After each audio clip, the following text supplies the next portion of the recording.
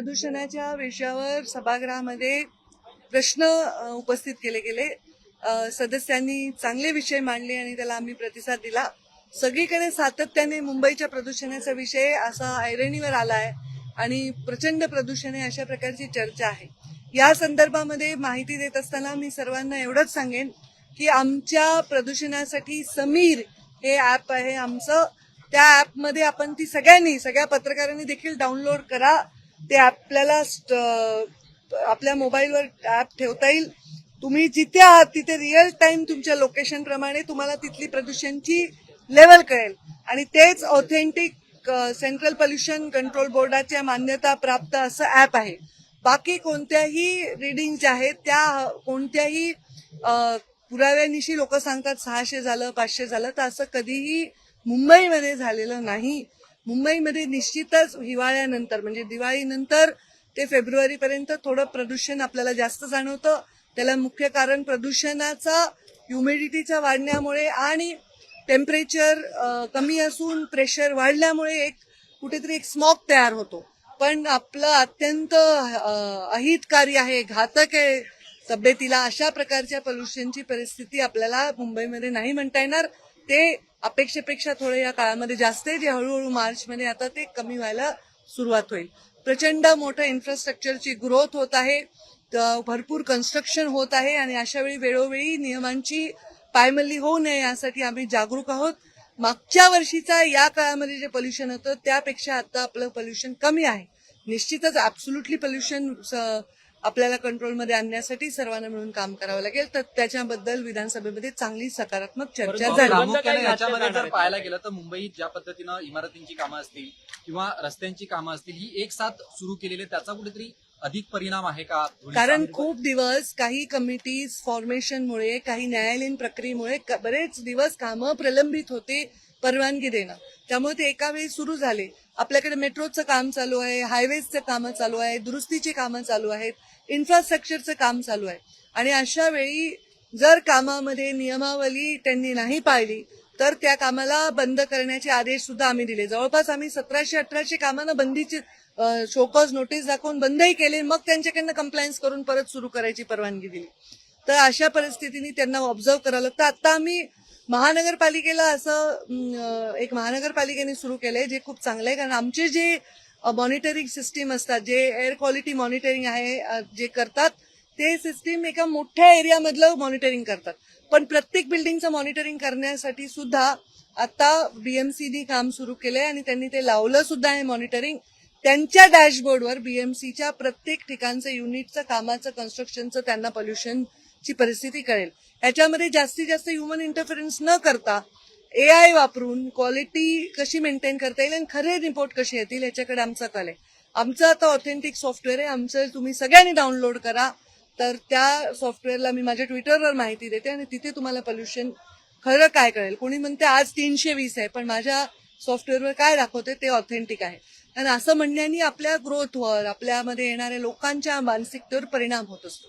आज आमदारांनी सकारात्मक चर्चा केली आहे आणि त्याला सकारात्मक उत्तर दिली आहे, चांगली चर्चा. मुंबई महानगरपालिकेच्या हद्दीत येणारी अनेक रस्त्यांची कामं सुरू आहेत सध्या, परंतु अनेक रस्त्यांची कामं जी आहेत ती विनापरवानगी देखील काढली जाते, तिथचे रस्ते खोदले जातात. यापूर्वी देखील मनसेच्या संदीप देशपांडेंनी या सगळ्या संदर्भात आरोप सुद्धा केलेले होते की कोणत्या तरी कंपनीला आपल्या वायर. आता बीएमसीचा विषय मला आपण विचारू नये, म्हणजे हा विषयच माझा नाही. राज्यसभेच्या बाबतीत प्रीतम मुंडेंचं नाव चर्चेत आहे.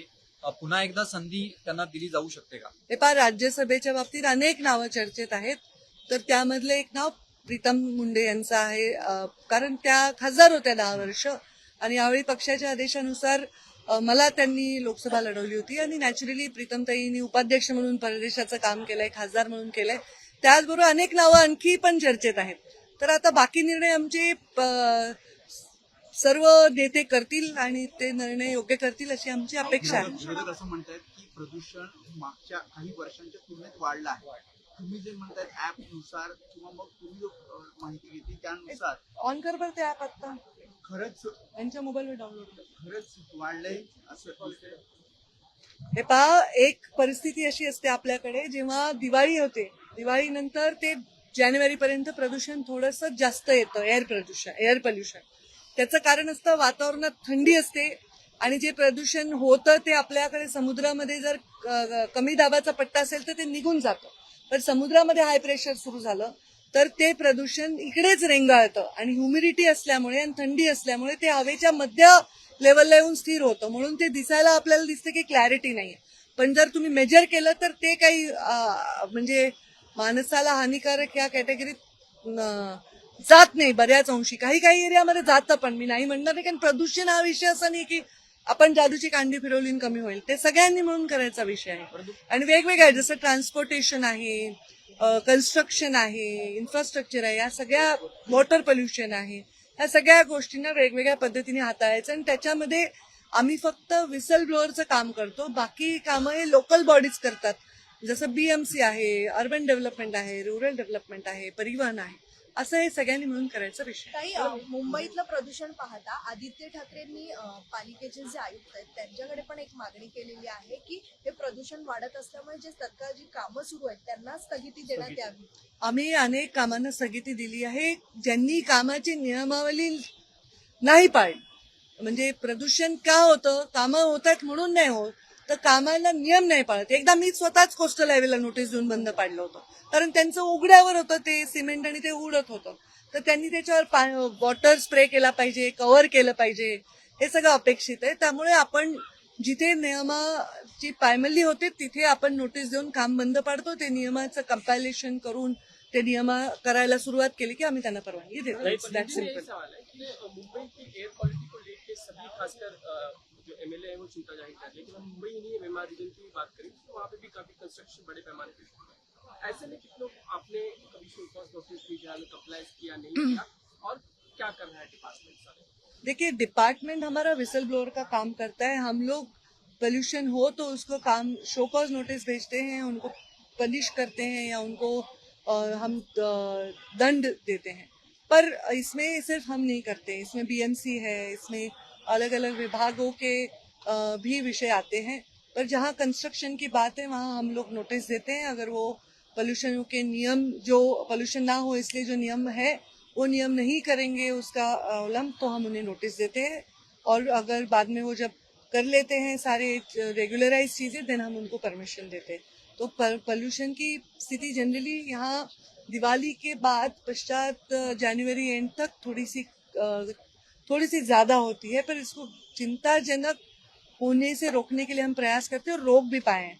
जो कह रहे कि 600 था पोल्यूशन, 300 था, 350 था, ये ऑथेंटिक फिगर्स नहीं है हमारे. आज आप सबको मैं आह्वान करती हूँ कि आप हमारा समीर ये ऐप डाउनलोड करें, तो आप जहाँ खड़े वहाँ का पोल्यूशन आपको अभी पता चलेगा और वही ऑथेंटिक पोल्यूशन का हमारा मेजरमेंट है. क्या हम मान सकते हैं कि मुंबई या एमएमआर रीजन की अगर बाय एंड लार्ज कहें तो एयर क्वालिटी जो होनी चाहिए एक सफिशिएंट आदमी को ब्रीथिंग के लिए, उतनी देखिए, नहीं है? 50 के नीचे होनी चाहिए, जो कहीं भी नहीं है.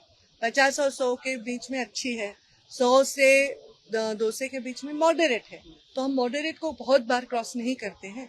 इसलिए जो भी आपको बताए जाते हैं आंकड़े या यूट्यूब चैनल्स पे और कोई न्यूज चैनल्स पे, तो वो आंकड़ों के लिए ही मैं कह रही हूँ कि हम समीर ऐप का आंकड़ों को ही हम उसमें देखे. कोई इंटरनेशनल बोलते हैं कि ऐसा है वैसा है, तो वो सत्य नहीं है. ये हमारा सॉफ्टवेयर है, ये हमारे सही आंकड़े हैं. खासकर इंफ्रास्ट्रक्चर में जो काम चल रहे हैं या बिल्डिंग प्रोजेक्ट चल रहे हैं उसमें सबसे ज्यादा पोल्यूशन या डस्ट की बहुत बड़ा चिंता का विषय है चिंता का उसको लेकर विषय. आपने कुछ कार्रवाई की? देखिए, जब कोई इंडस्ट्री आती है तो रोजगार आता है, वहाँ की आर्थिक ताकत बढ़ती है और पोल्यूशन का विषय भी साथ में आता है.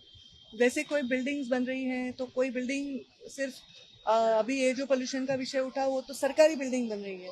तो बिल्डिंग बन रही है तो इंफ्रास्ट्रक्चर डेवलप हो रहा है, तो इसको तो हम रोक नहीं सकते. पर उसमें अगर वो नियमों से करे तो हम पोल्यूशन को बहुत हद तक रोक सकते हैं और हम इस बार बहुत अच्छे से रोक रहे हैं. पिछले साल से इस महीने में हम इसको अच्छे तरह से रोक पाए हैं. आंकड़ों से मैं बता सकती हूँ. आपने अगर बात करें कितनों का आपने शो कॉज नोटिस भेजा और स्टॉप हमने और बीएमसी ने मिलकर 1100 से ऊपर 1180 से ऊपर लोगों को शोकॉज नोटिस भी भेजा है. फिर उनसे सारे नियमों का पालन करके फिर उनको हमने go ahead किया.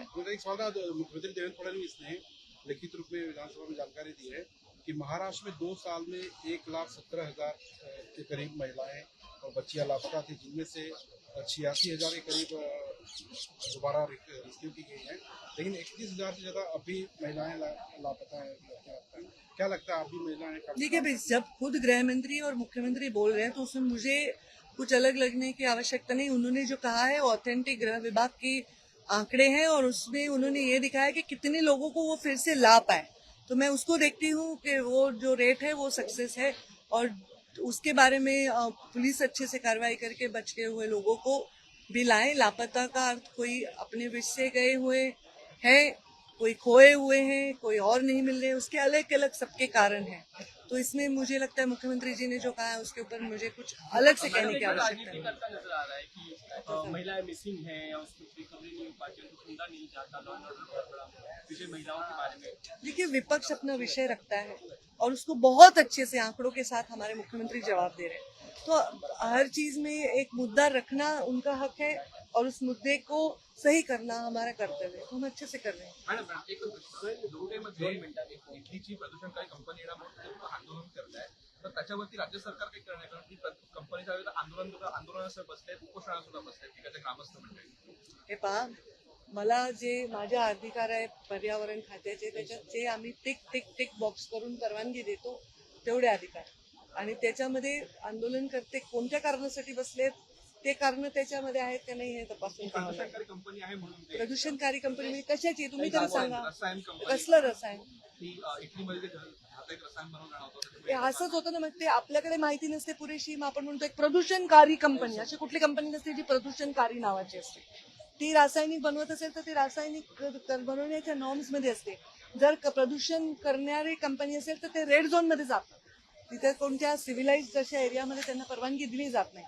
तरी मी तपासते, कारण तुम्ही स्पेसिफिक विचारलं त्याची आता माझ्याकडे माहिती आहे. काही मुंबई पाठोपाठ पुण्यात देखील मोठ्या प्रमाणात वायू प्रदूषण होतंय. पुण्यात देखील हवेमध्ये मोठ्या प्रमाणात हे पहा, आपल्याकडे डिफॉरेस्टेशनमुळे, झाडी कमी झाल्यामुळे, आपल्याकडे अर्बनायझेशनमुळे हे विषय आपल्यासाठी आयुष्यामध्ये येणारे विषय आलेले आहेत.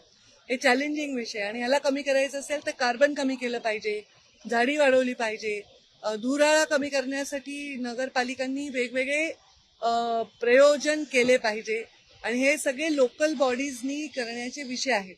नाही केले तर आम्ही नोटीस देतो.